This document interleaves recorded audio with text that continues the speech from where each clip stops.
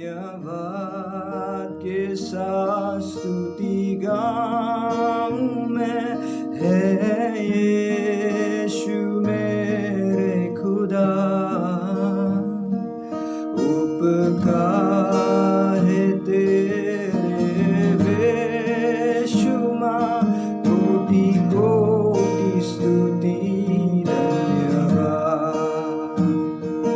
योग्यता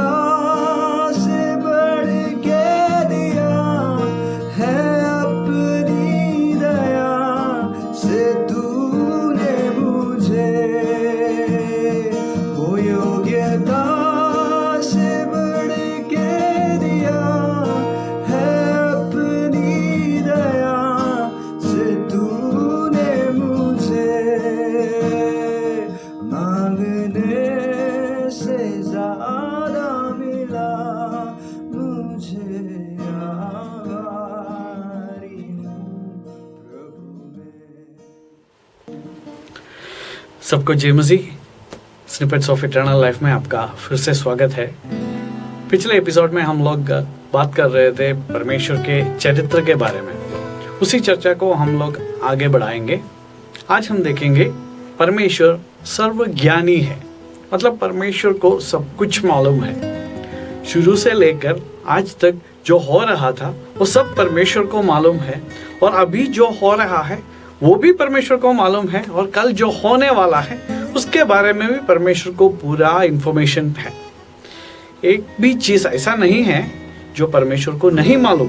हम परमेश्वर के वचन से एक शब्द को देखने के लिए चाहता हूँ। पहला यूहन्ना उसका 3:20, क्योंकि परमेश्वर हमारे मन से बड़ा है और सब कुछ जानता है। परमेश्वर को सब कुछ मालूम है। इब्रानियों 4:13, उसकी आंखों के सामने सब वस्तुएं खुली और प्रकट है। मतलब सब कुछ परमेश्वर के आंखों के सामने खुला है। कोई भी चीज परमेश्वर के सामने छिपी हुई नहीं है। परमेश्वर को सब कुछ मालूम है।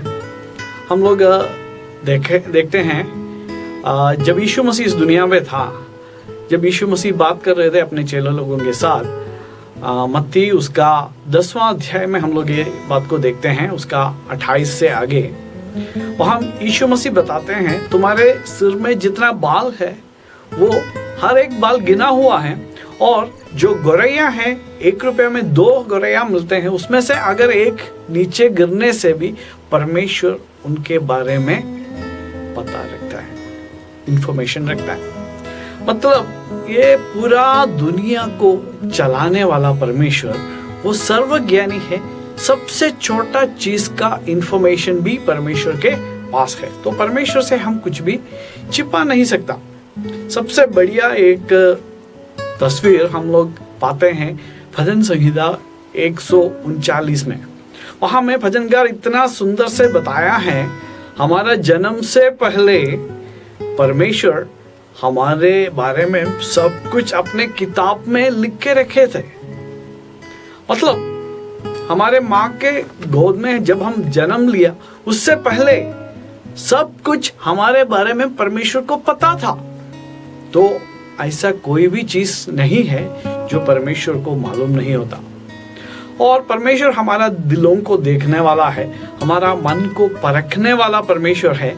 इसलिए जब यीशु मसीह बात कर रहा था वो सामरी स्त्री के साथ, यीशु मसीह ने बताया पहाड़, ये पहाड़ वो पहाड़ ये सब छोड़ दो, जो परमेश्वर को आराधना करेगा उनको कैसे करना पड़ेगा? सच्चा दिल से, सच्चाई और आत्मा के साथ परमेश्वर की आराधना करना जरूरी है। वही आराधना को परमेश्वर ग्रहण करेंगे। तो मेरे प्रियो, परमेश्वर सब कुछ जानने वाला है, और परमेश्वर इतना जानने वाला है जो पॉसिबिलिटीज था उसके बारे में भी परमेश्वर को जानकारी है।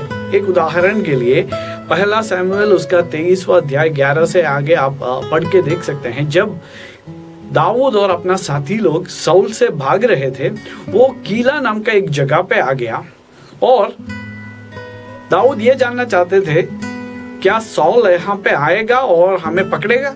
तो इसलिए परमेश्वर से उन्होंने प्रश्न पूछा, और परमेश्वर ने उत्तर दिया, हाँ जरूर शाऊल यहाँ पे आने वाला है, और अगर तुम यहाँ पे रुकोगे तो यहाँ का लोग आपको पकड़कर शाऊल के हाथ में दे देंगे। तो दाऊद ने क्या किया, तुरंत अपने साथी लोगों को लेकर वहां से भाग गए। मतलब ये असली में नहीं हुआ, शाऊल उसको पकड़ा नहीं, परंतु परमेश्वर को पता था अगर वहां रुकने से ये होना था, इसलिए परमेश्वर अपना दिल के बात दाऊद को बताया और दाऊद वहां से अपने साथी लोगों को लेकर भाग गया और वो बच गए। तो परमेश्वर सब कुछ जानने वाला है और पॉसिबिलिटीज के बारे में भी परमेश्वर को जानकारी है। परमेश्वर कुछ भी भूलते नहीं है। तो आप पूछ सकते हैं, तब हमारे पापों के बारे में तो बताते हैं, हमारे पापों को परमेश्वर भूल जाते हैं। हाँ, ये तो जरूर है, पर इसका मतलब ये नहीं है परमेश्वर उसके बारे में भूल गया। इसका मतलब ये है, जब हम पाप का माफी मांगते हैं, जब हम मन फिराते हैं, परमेश्वर हमारे पापों को हमारे और परमेश्वर के बीच में से हटाकर दूर कर देते हैं। वो हमारे सामने फिर कभी नहीं आएंगे। तो मेरे प्रियो, परमेश्वर सर्वज्ञानी है। परमेश्वर से हम कुछ भी नहीं छिपा सकते। शायद अपने आसपास के लोगों के सामने हम थोड़ा नाटक तो कर सकते हैं, अपने परिवार के सामने या अपने पास्टर के सामने, अपने बिलीवर्स के सामने हम लोग बढ़िया से प्रेज द लॉर्ड बोल सकते हैं, गाना गा सकते हैं, आराधना का एक्शन तो कर सकते हैं, पर परमेश्वर तो दिल को देखने वाला है, हमारा मन के विचारों को परखने वाला है। इसलिए परमेश्वर के सामने कुछ भी छिपा हुआ नहीं है। तो अगर हम परमेश्वर को आराधना करना चाहते हैं तो सच्चा दिल से और सच्चा मन से परमेश्वर का आराधना करना बहुत जरूरी है। इसके साथ साथ एक और चीज मैं आपको बताना चाहता हूं, वो है परमेश्वर का विजडम के बारे में। परमेश्वर का विजडम का मतलब यह है, परमेश्वर सबसे उत्तम चीजों को जानते हैं और उस उत्तम चीज हमें मिलने के लिए जिस रास्ता से हमें जाना है वो भी परमेश्वर को मालूम है। और जो लोग परमेश्वर को सच्चा दिल से प्यार करते हैं उनको परमेश्वर उसी रास्ता से ले जाकर उसी उत्तम चीजों को परमेश्वर उनको देते हैं। मैं एक उदाहरण मैं हमेशा बोलता हूँ, जब हम छोटे बच्चों को ले जाके वैक्सीनेशन लगाते हैं, बच्चे तो रोते हैं, 1-2 दिन के लिए बुखार होते हैं, फिर भी माँ पिताजी हमेशा खुश होते हैं, क्योंकि माँ पिताजी को पता है 1-2 दिन के लिए थोड़ा दर्द तो रहेगा, थोड़ा सा बुखार तो आएगा, पर वैक्सीनेशन लेने से बच्चों को टेटनस नहीं आएंगे, डिप्थीरिया नहीं आएंगे, हेपेटाइटिस नहीं आएंगे, बहुत सारा बीमारियों से बच्चा बच जाएंगे। इसी तरह परमेश्वर को पता है हमारे लिए सबसे उत्तम चीज कौन सा है, और जो उनको प्यार करते हैं उन लोगों को परमेश्वर उस सच्चा सबसे उत्तम रास्ता में उत्तम चीजों तक ले जाते हैं। इसलिए प्रेरित पौलुस के जीवन में भी हम देखते हैं, उनके जीवन में एक बहुत बड़ा मुश्किल को वो हमेशा सामना करते थे और उन्होंने प्रार्थना किया तो परमेश्वर ने क्या बोला, मेरा अनुग्रह तेरे लिए काफी है। उस कांटा को जिंदगी भर उनको लेके जाना पड़ा, फिर भी परमेश्वर को मालूम था वो उनके लिए अच्छा है। इसलिए मेरे प्रियो, मैं 2 चीज आपको बता रहा था, परमेश्वर सर्वज्ञानी है और परमेश्वर का विजडम सबसे उत्तम है। तो परमेश्वर सर्वज्ञानी है, वो सब कुछ जानते हैं। जो लोग सच्चा दिल से, एक प्योर मन से, कुछ भी नहीं छिपा के परमेश्वर के सामने सच्चा दिल से आराधना जब करते हैं, उनके लिए परमेश्वर सबसे उत्तम चीजों को ले आते हैं और उनको सबसे उत्तम रास्ते से परमेश्वर ले जाते हैं। तो रोमियो 8:28 में भी हम यही चीज को पढ़ते हैं ना, जो परमेश्वर को प्यार करते हैं, जो सच्चा दिल का है, उनके लिए परमेश्वर सबसे उत्तम चीजों को देने वाला है। प्रशंसा होवे प्रभु यीशु की, कितना महान, कितना महान। प्रशंसा होवे प्रभु यीशु की, कितना महान, कितना महान। प्रभु जी, हम आपको धन्यवाद देते हैं क्योंकि आप सर्वज्ञानी हैं।